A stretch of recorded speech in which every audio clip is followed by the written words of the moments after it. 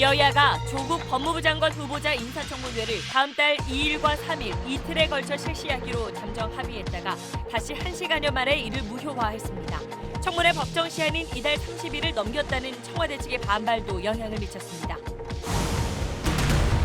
조국 후보자 딸에 대한 장학금 특혜 의혹에 대해 부산대 의학전문대학원은 절차상 문제는 없었다고 밝혔습니다.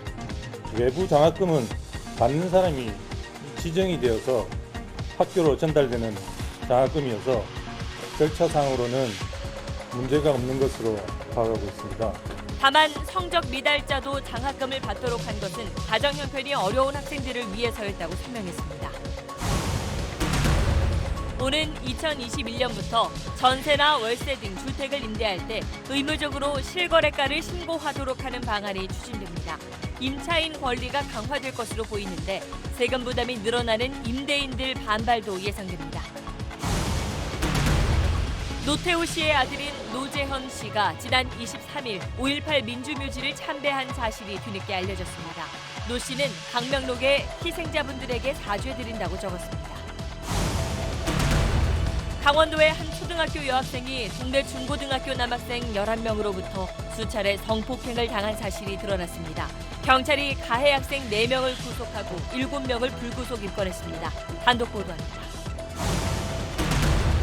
트럼프 미국 대통령이 한미 군사훈련을 두고 완전한 돈 낭비라고 표현했습니다. 지난주 김정은 위원장으로부터 또다시 친서를 받은 사실도 공개했습니다. 지구 산소량의 20%를 공급하는 아마존 열대우림에서 3주째 산불이 이어지고 있습니다. 브라질 정부가 뒤늦게 군 병력까지 투입해 진화에 나섰습니다.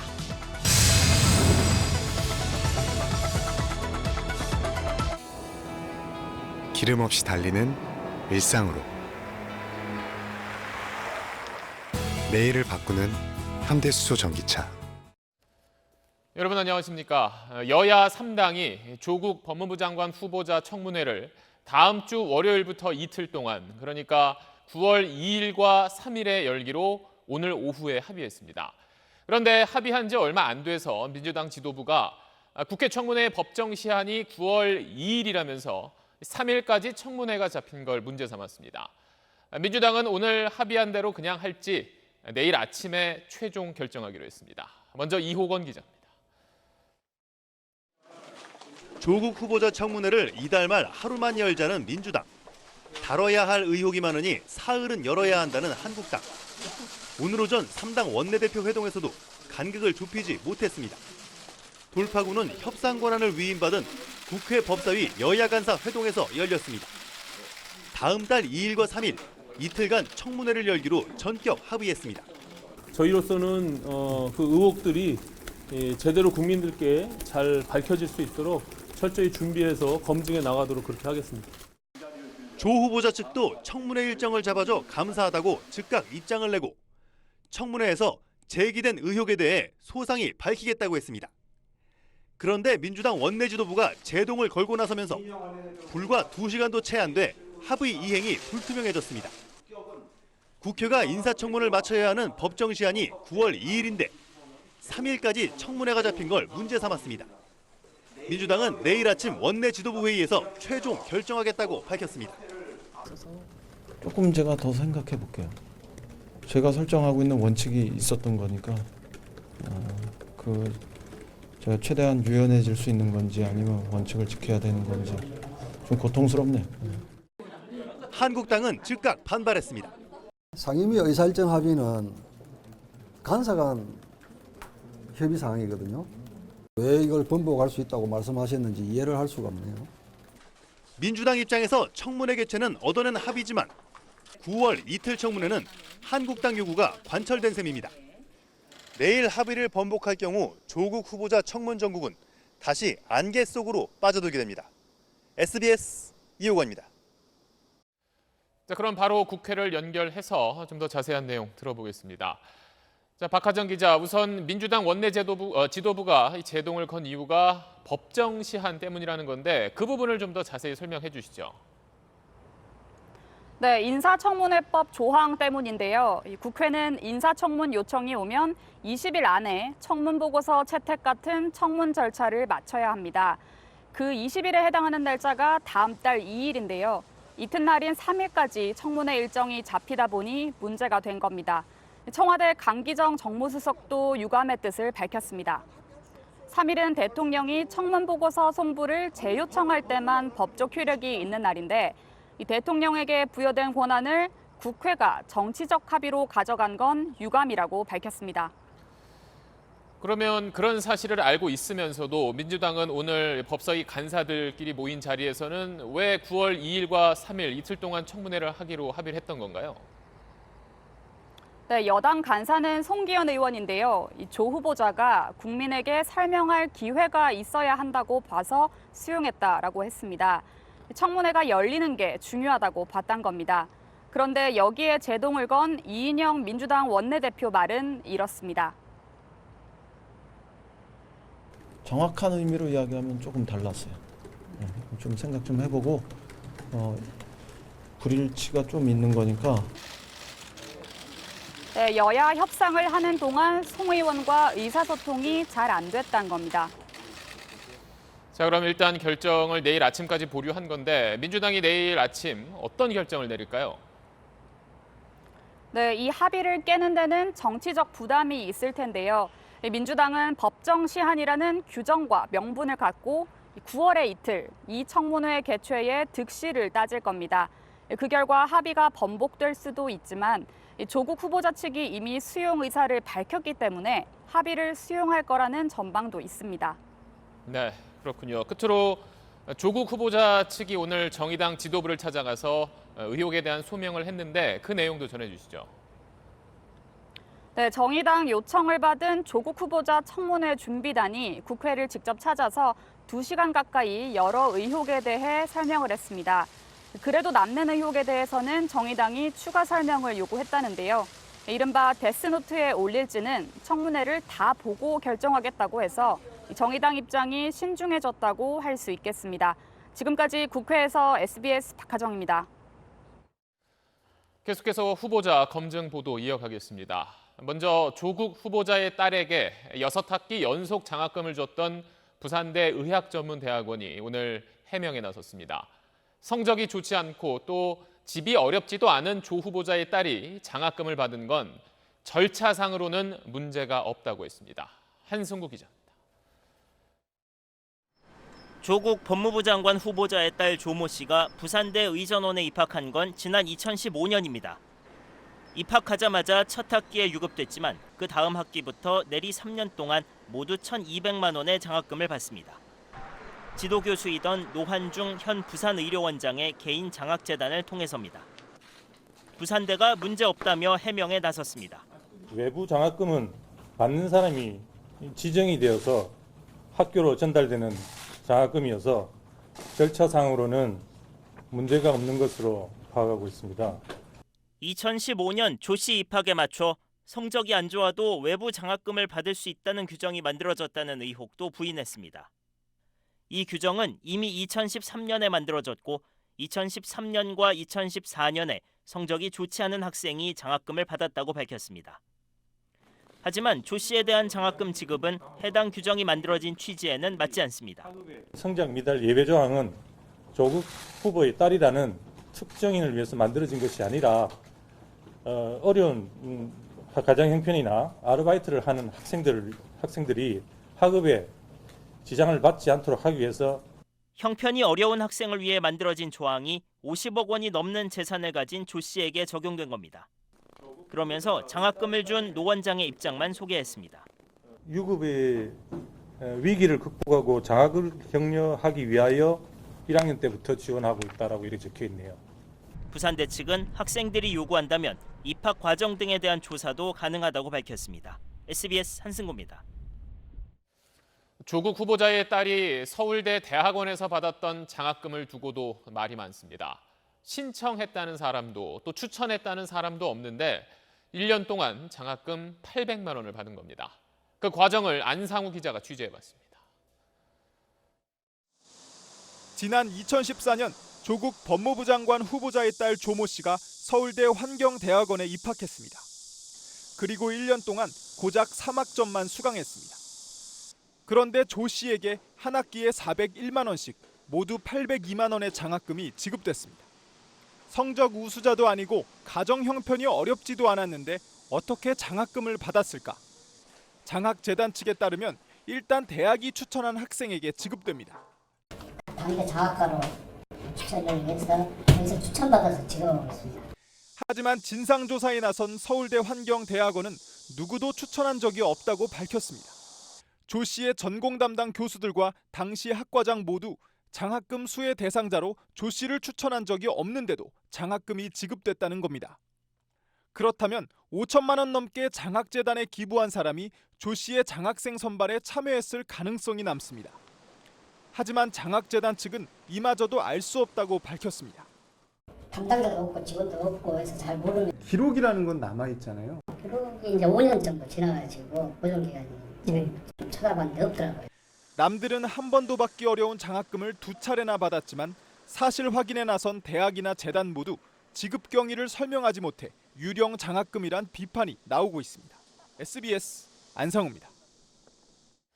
자, 이런 의혹들이 이어지면서 허탈함과 분노를 느낀다는 대학생들의 목소리는 더욱 커지고 있습니다. 조국 후보자의 모교인 서울대 총학생회는 처음으로 공식 입장을 내고 조 후보자의 사퇴를 촉구했습니다. 또 이틀 뒤에는 두 번째 촛불 집회를 열겠다고도 했습니다. 이 소식은 정성진 기자가 취재했습니다.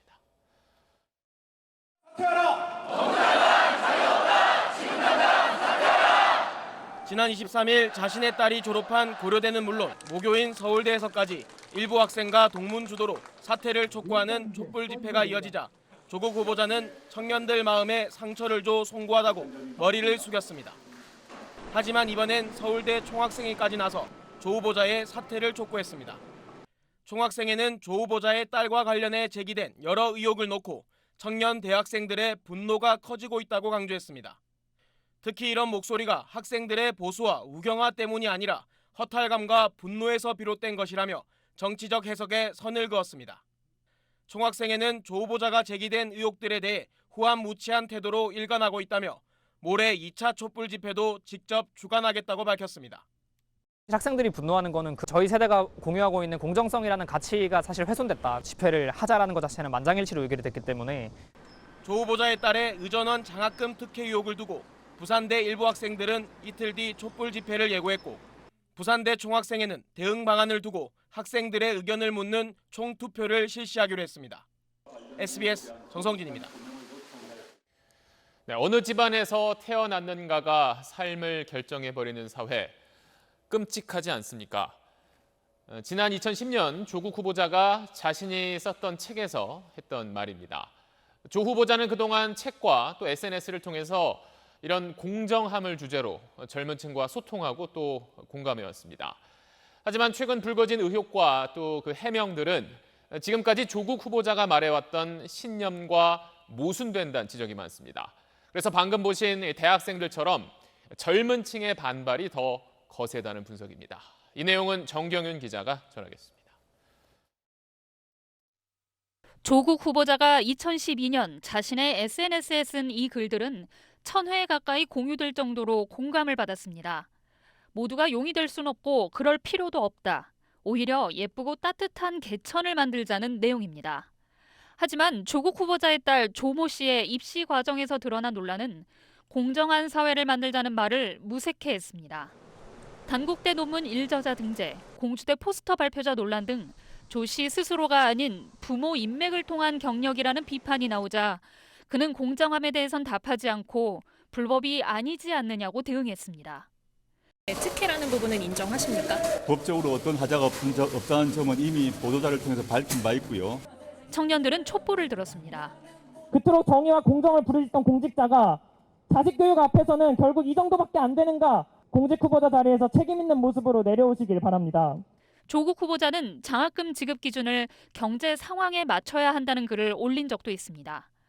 그런데 서울대는 조 씨가 신청도 하지 않은 장학금을 줬고 부산대 의전원도 낙제를 한 조 씨를 응원한다며 3년 내내 장학금을 줬습니다.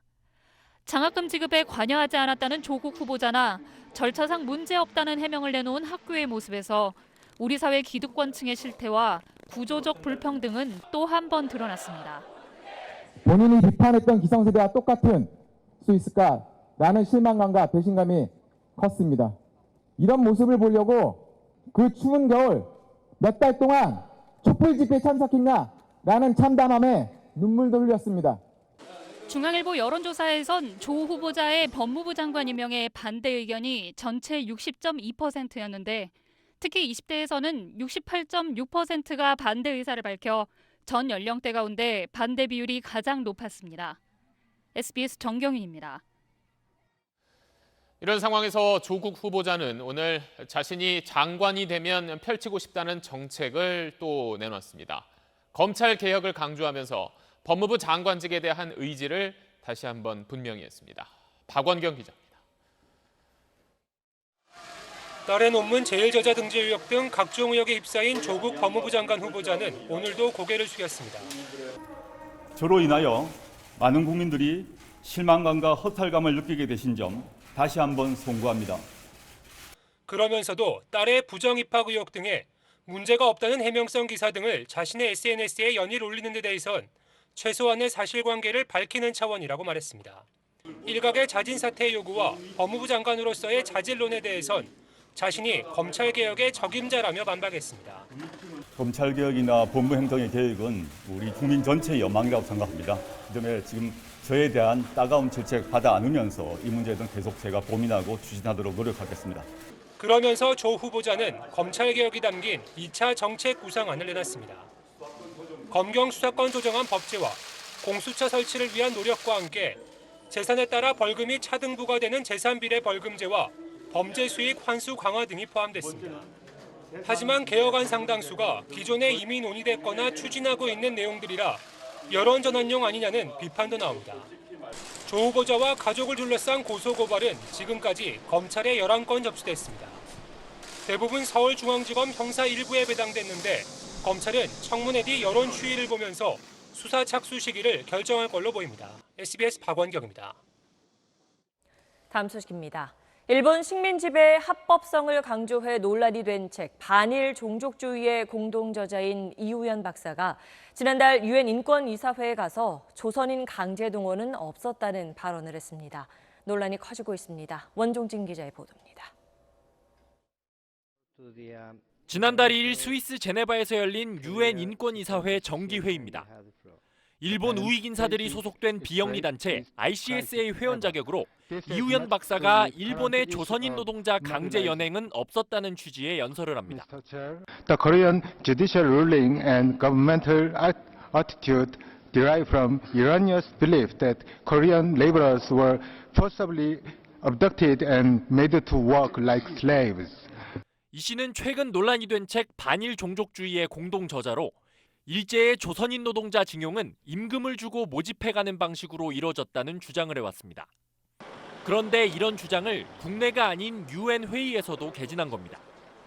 특히 이 씨는 일본 우익 역사학자 단체로 알려진 일본 역사논전연구소 초청으로 제네바에 가 있던 동안 이런 발언을 했습니다. 일본 우익 단체 지원으로 국제사회에 일본 주장을 유포하고 있다는 비난도 쏟아졌습니다. 이 씨는 학계 관행에 따라 심포지엄 발표자에게 제공되는 교통비와 숙박비만 받았을 뿐 자신의 연구에는 일본 우익의 지원을 받지 않았다고 주장했습니다. 국제적인 상식인데 그걸 가지고 문제를 삼으면은 안 되죠.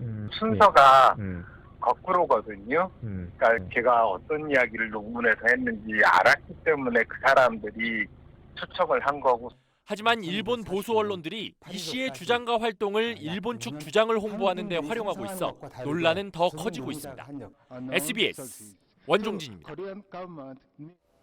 문재인 대통령이 소재와 부품, 장비 분야 국내 기업에 투자하는 펀드에 5천만 원을 맡겼습니다. 일본 경제 보복에 맞서 우리 경쟁력을 높이기 위한 일종의 극일 펀드에 투자한 건데 군사정보보호협정 종료와 동해 영토 수호 훈련에 이어 청와대의 강경 대응 기조를 보여준다고 할 수 있습니다. 정유미 기자입니다. 문재인 대통령이 농협은행 본점을 찾아 가입한 펀드는 소재, 부품, 장비 분야 기업에 투자하는 주식형 펀드입니다. 일본에 맞서 경쟁력 확보가 시급한 산업 분야에 투자하는 이름도 필승 코리아 펀드입니다. 혹시 투자하시려는 자금은 어느 정도인지? 예, 5천만 원 할까 합니다. 5천만 원 하실 예정. 주식이나 펀드 투자 모두 처음이라고 한 문 대통령은 길게 보고 투자하는 거다. 목적이 좋으니 손실도 감수할 수 있다면서 더 많은 국민 참여를 기대했습니다. 반드시 성공시켜서 가급적 많은 분들이 참여할 수 있도록 그렇게 또 해주시고 나아가서는 제2, 제3의 이런 소재 부품 장비 산업 펀드가 만들어질 수 있도록 노력해 주시기를. 화이트리스트 배제 시행을 이틀 앞둔 시점에 일본의 입장 변화가 전혀 보이지 않는 만큼 그 길에 길을 가겠다는 겁니다. 국회에 출석한 노영민 대통령 비서실장도 군사정보보호협정 종료 결정과 독도 방어 훈련은 전적으로 주권 사항이란 걸 강조했습니다.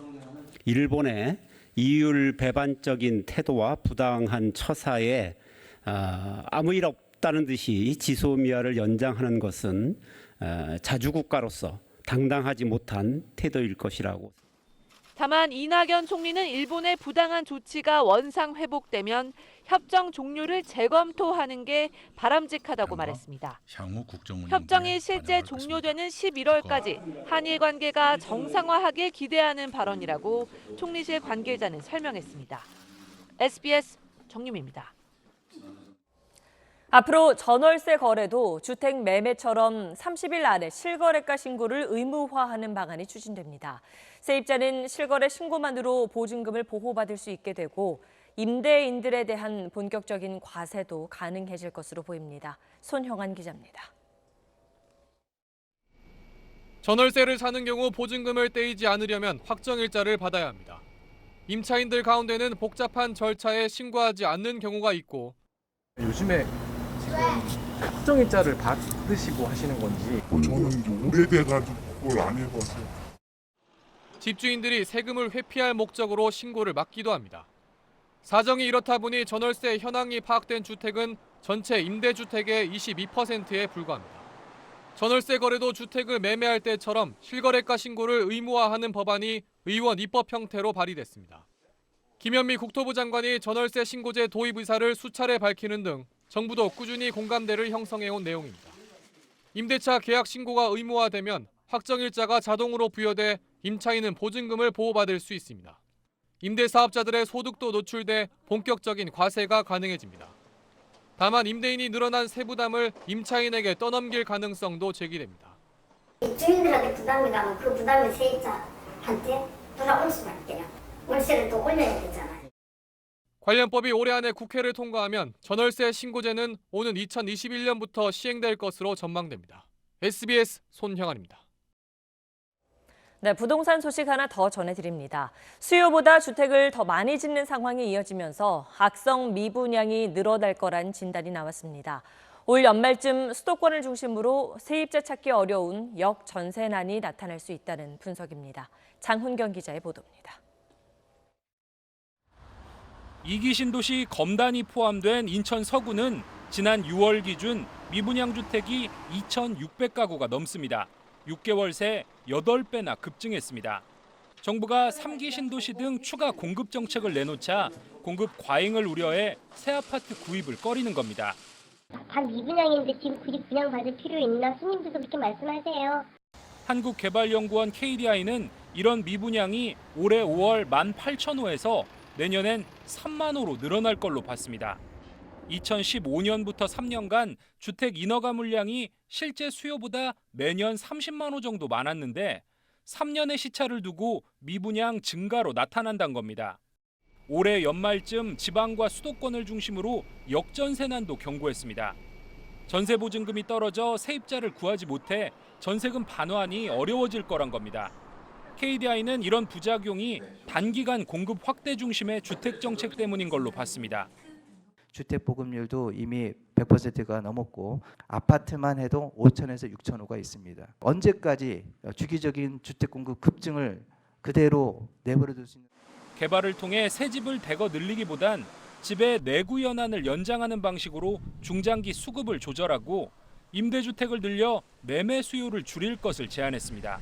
SBS 장훈경입니다. 네, 대통령을 지냈던 전두환 씨와 노태우 씨는 12.12 사태와 또 광주 민주화 운동을 유혈 진압한 혐의로 대법원에서 각각 무기징역과 징역 17년이 확정됐다가 지난 1997년 사면됐습니다. 그런데도 이 두 사람은 물론 이 가족 가운데 누구도 광주 민주화 운동 이후 지난 39년 동안 희생자들에게 단 한 번도 사과한 적이 없었고, 심지어 전두환 씨는 회고록을 통해서 자신의 혐의를 부인하고 있습니다. 이런 가운데 최근 노태우 씨의 아들이 광주 5.18 묘역을 찾아서 참배하고 또 사죄한 사실이 뒤늦게 알려졌습니다. 정준호 기자입니다. 검은색 정장 차림으로 두 손에 국화를 든 한 남성. 비석 앞에 무릎을 꿇은 채 고개를 숙였습니다. 5.18 민주화 운동의 핵심 가해자 중 한 명인 노태우 씨의 아들 재현 씨입니다. 노 씨가 지난 23일 오전 광주 국립 5.18 민주묘지를 참배한 사실이 뒤늦게 알려졌습니다. 전두환 노태우 씨의 직계 가족이 광주를 찾아 영령들의 사죄한 건 이번이 처음입니다. 오전 9시쯤 자신의 이름으로 화환을 보낸 노 씨는 2시간 뒤 찾아와 참배했습니다. 방명록에는 삼가 옥깃을 여미며 5.18 광주 민주화 운동 희생자분들 영령의 명복을 빕니다. 진심으로 희생자와 유족분들께 사죄드리며 광주 5.18 민주화 운동의 정신을 가슴 깊이 새기겠습니다라고 적었습니다. 노 씨는 1시간 반 동안 5.18 열사들의 묘역 4곳과 추모관 등을 돌았습니다. 노 씨 일행은 사죄하는 모습을 아버지에게 보여드리려고 사진을 찍은 것이라고 말한 걸로 알려졌습니다. 사과의 의미를 담은 거고 피해 당사자들하고 만나서 진심 어린 사죄가 필요합니다. 올해 87살인 노태우 씨는 2002년 전립선암 수술 후 특별한 외부 활동 없이 서울 연희동 자택에서 요양 중인 것으로 전해졌습니다. SBS 정준호입니다. 10대 청소년들이 초등학생 1명을 여러 차례 성폭행한 혐의로 경찰에 붙잡혔습니다. 지금까지 밝혀진 가해자만 11명이고 그 가운데 4명이 구속됐습니다. G1 박성준 기자입니다. 강원도 내 한 초등학교입니다. 강원지방경찰청 등에 따르면 이 학교에 재학 중인 A양은 남학생들로부터 수차례 성폭행을 당했습니다. 지난 3월부터 5월까지 상습적인 성폭행이 이루어졌고 경찰 수사를 통해 밝혀진 가해자만 무려 11명에 이릅니다. 성폭행에 가담한 학생들은 인근 중학교 학생들과 고등학교 자퇴생 등 지역 선후배 사이인 것으로 알려졌습니다. 폭력대책위원회가 양쪽에서 열렸고요. 초등학교는 피해자 입장으로 열리게 됐고, 거기에 연루됐다는 아이들이 고도로 이제 막 이야기가 왔을 거 아닙니까? 이 같은 피해 사실은 해당 학교 측이 A양의 결석이 잦아지자 상담을 하던 중 밝혀지게 됐습니다. 이후 학교 측은 학교폭력대책위원회를 구성하고 피해 사실 확인 절차에 들어갔습니다. 또 사안이 중대한 만큼 경찰에 수사를 의뢰했습니다. 경찰은 수사를 통해 11명이 성폭행에 가담한 사실을 확인하고 이 중 4명을 성폭행 등의 혐의로 구속하고 나머지 7명을 불구속 입건했습니다. 미성년자인 가해자들은 피해자 A양을 이 같은 아파트로 유인한 후 수차례 성폭행을 한 사실이 알려졌습니다. 경찰 수사 결과 이들 가해자들은 A양에 대한 정보를 공유하면서 개별적으로 성폭행한 것으로 드러났습니다. 예, 많이 어리기 때문에 성적 자기결정권이 없어요. 네, 그래서 이제 그 학교폭력대책자치위원회에서 이 학생에 대한 보호 조치를 내렸어요. 현재 A양은 병원에서 치료를 받고 있으며 심각한 우울증을 호소하고 있는 것으로 전해졌습니다. G1 뉴스 박성준입니다. 일본 여성 관광객을 폭행한 혐의를 받고 있는 30대 한국 남성이 경찰에 입건됐습니다. 피해 여성은 SNS를 통해서 이 사건이 조작됐다는 남성의 주장을 반박했습니다. 김덕현 기자입니다.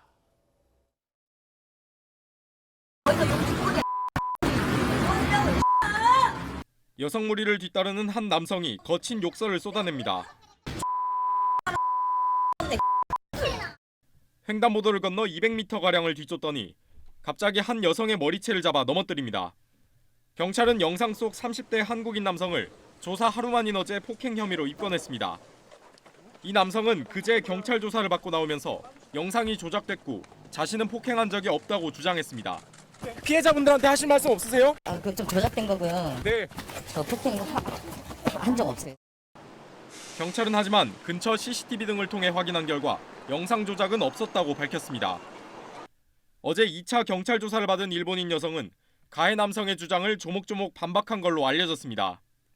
또 자신의 SNS에 이 남성이 왜 거짓말을 하는지 모르겠다며 자신은 한국어를 하지도 알아듣지도 못하는데 어떻게 욕을 할 수 있느냐, 일부러 왜 여자가 남자에게 싸움을 걸까라고 적었습니다.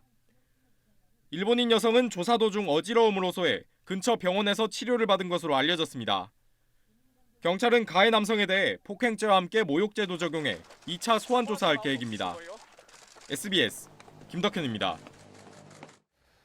네, 홍콩에서 시위가 시작된 지 12주, 거의 석 달 만에 처음으로 경찰이 실탄을 발사했습니다.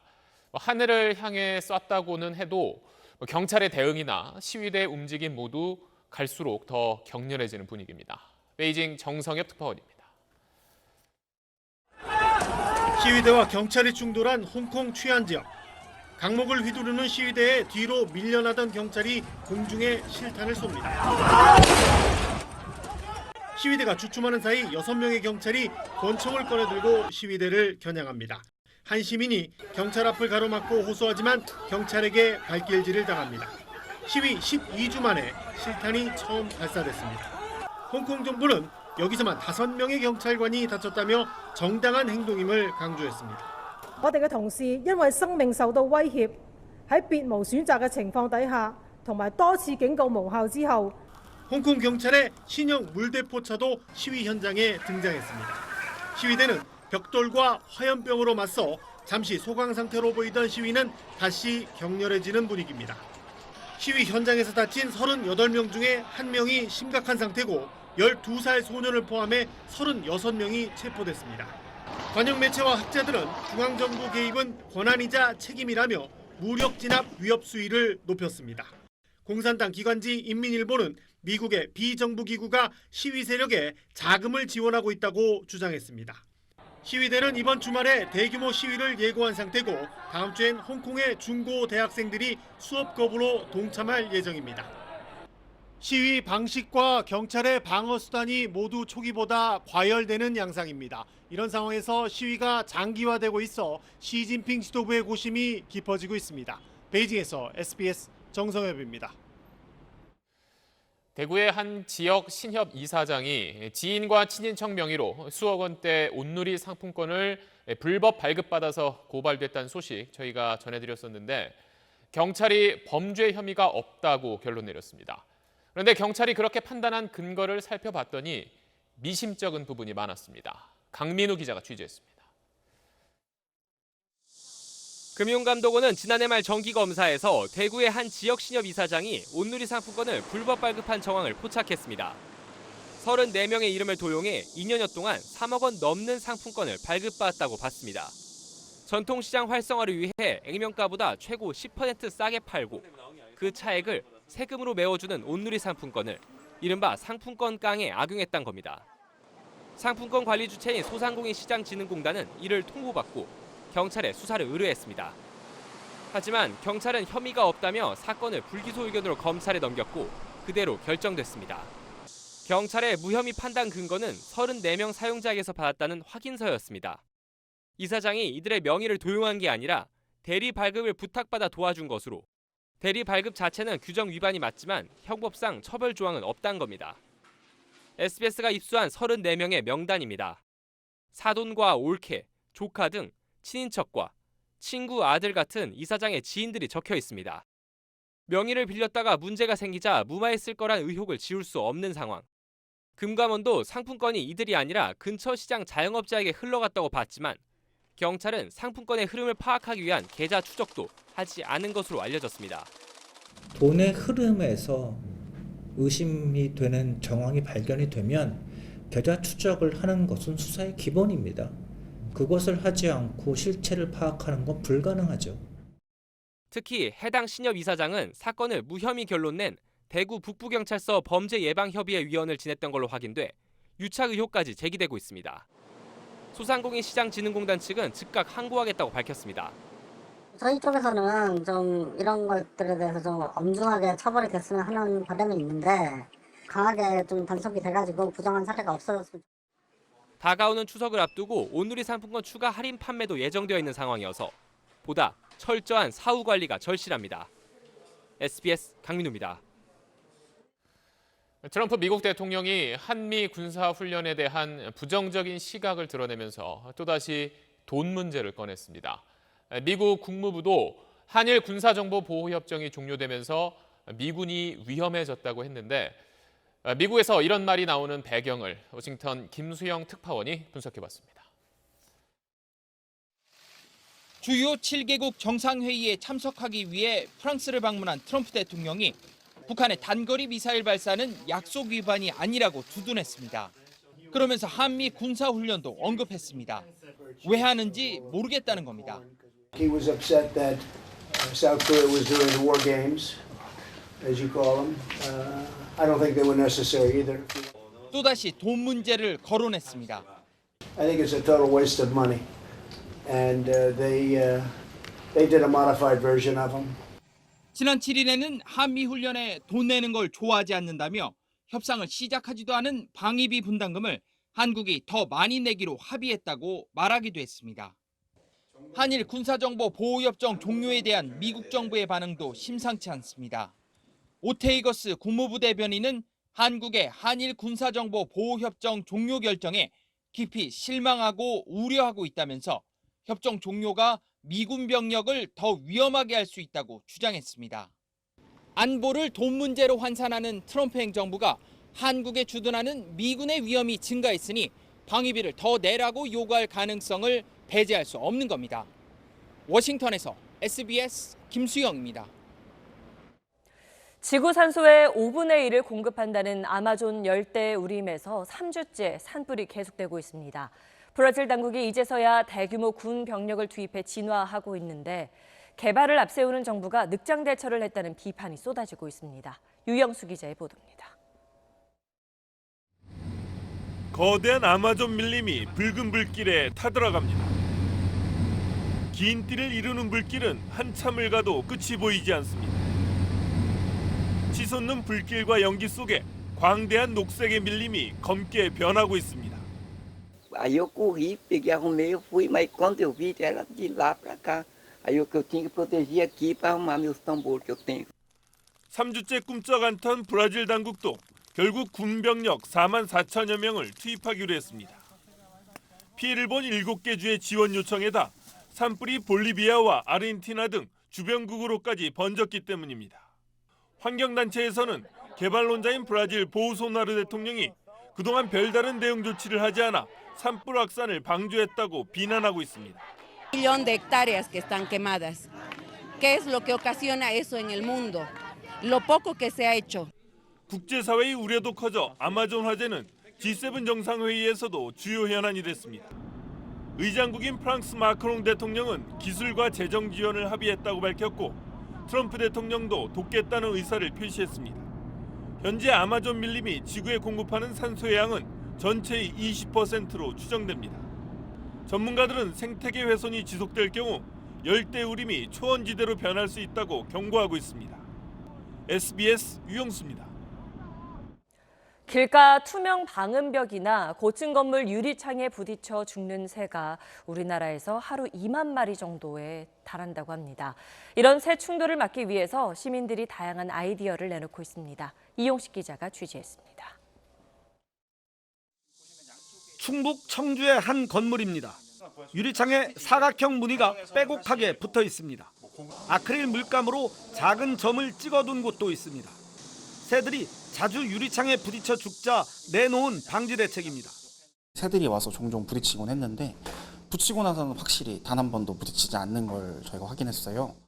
페이스북 야생조류 충돌 저감 방안 계정에는 전국 곳곳에 투명창 새 충돌 방지 사례들이 속속 올라오고 있습니다. 몸통 사이즈로 상하는 5cm 그리고 가로로 10cm 이하로 무늬의 배열이 이루어질 때 가장 효과가 잘 나타납니다. 부적절한 방법도 눈에 띕니다. 이처럼 연두색 문양의 경우 풀과 나뭇잎 색깔과 비슷하기 때문에 새들이 장애물로 인식하기 어려워 효과가 떨어질 수 있습니다. 실제 최근 참새 한 마리가 죽은 채 발견됐습니다. 스위스 조류학 연구소는 검정이나 주황색 무늬의 효과가 높다고 밝혔습니다. 환경부는 올해 처음 전국 5곳에 새충돌 방지 시범 사업을 시작했고 오는 10월 11일까지 저감방안 공모전을 열어 시민의 참여 열기를 높일 방침입니다. SBS 이용식입니다.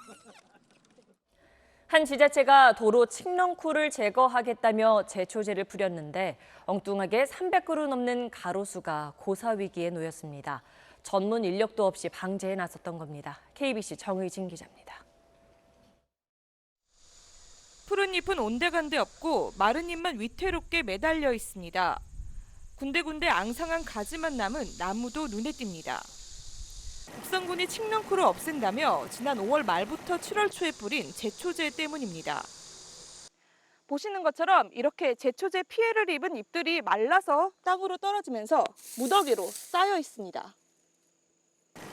곡성군 오중로 약 8km 구간에서 제초제 피해를 입은 가로수만 300여 그루. 이 중 100그루는 이미 말라 죽거나 고사가 50% 이상 진행 중인 것으로 확인됐습니다. 곡성군은 올해 처음으로 제초제를 활용한 화학 방제에 나서면서 전문 인력 없이 제초제를 살포한 것으로 드러났습니다. 뒤늦게 가지치기, 영양제 투여 등 후속 대책을 내놨지만 남아있는 수백 그루 가로수의 고사 여부는 내년 봄까지 지켜봐야 하는 상황입니다. 기왕이면 이렇게 살아나시는 방법이 뭔지 방법도 좀 여러 시도를 해보고 있고 내년 3월까지는 좀 가야 되지 않냐 얘기하시더라고요. 곡성군의 주먹구구식 행정으로 가로수뿐 아니라 주변 나무들의 고사와 하천 유입 등 2차 피해도 우려되고 있습니다. KBC 정의진입니다. 네, 이번엔 방탄소년단 소식입니다. BTS가 한국어 노래로 전 세계를 휩쓰는 것에 대해서 학계에서도 관심을 보이며 연구를 해왔다는데요. 이번에 다양한 분야 전문가들이 모여서 사흘 동안 방탄소년단에 대해서만 의견을 나누는 포럼을 열고 있습니다. 김수현 기자가 현장을 직접 취재했습니다. BTS 포럼에 참석한 학자들의 연구 분야는 미디어 사회학, 문학, 철학, 미술, 대중문화, 마케팅까지 다양합니다. 영국 킹스턴 대학의 콜렛 발메인 교수는 방탄소년단이 이른바 사내아이 감수성으로 서구의 새로운 남성성을 제시했다고 말합니다. 힘으로 상징되는 전통적인 남성성과 차별된다는 해석입니다. Alternatives. What would a masculinity be like if it wasn't trapped by the way we think men should be? Emotional, vulnerable. They display those to fans. 소통과 참여를 바탕으로 스타와 팬이 함께 성장하는 팬 문화. 팬들의 자발적인 콘텐츠 생산으로 이어지는 현상도 주목받았습니다. 외국인 팬이 한국에 대한 이해와 인문학적 지식을 동원해 BTS 봄날의 뮤직비디오와 세월호의 연관성을 설명하는 동영상을 만들었을 정도입니다. I felt the need to share with ARMY because I saw that even Korean didn't know about all the symbol and the meaning behind Spring Day. 저 숨어 있는 걸 끄집어내고 다 연결을 하기 때문에 완전히 새로운 의미를 팬들의 영상을 보고 아 그랬구나. 그 예전의 예술과 아주 급진적으로 달라지는 어떤 BTS 현상에 대한 관심은 내년 1월 영국에서 열리는 국제 컨퍼런스로 이어질 예정입니다. SBS 김수현입니다. 목포 부동산 투기 의혹 사건으로 기소된 무소속 손혜원 의원에 대한 첫 재판이 오늘 열렸습니다. SBS 탐사보도팀에 의해 관련 의혹이 보도된 지 7개월 만입니다. 손 의원은 첫 재판에서 자신이 목포시로부터 받은 자료는 보안 자료가 아니라며 혐의를 전면 부인했지만 검찰은 자료 전달 당시 개발 확정 단계가 아니었기 때문에 비밀성이 있는 보안 문건이라고 반박했습니다. 한국거래소는 유전자 치료제 인보사의 제조사인 코오롱 티슈진의 상장 폐지를 1차 결정했습니다. 코오롱 티슈진이 상장 심사 도중 인보사의 주요 성분을 허위 기재했거나 누락했다고 판단한 겁니다. 한국거래소는 앞으로 15영업일 안에 코스닥 시장위원회를 열어 상장 폐지에 대한 최종 결론을 내릴 예정입니다.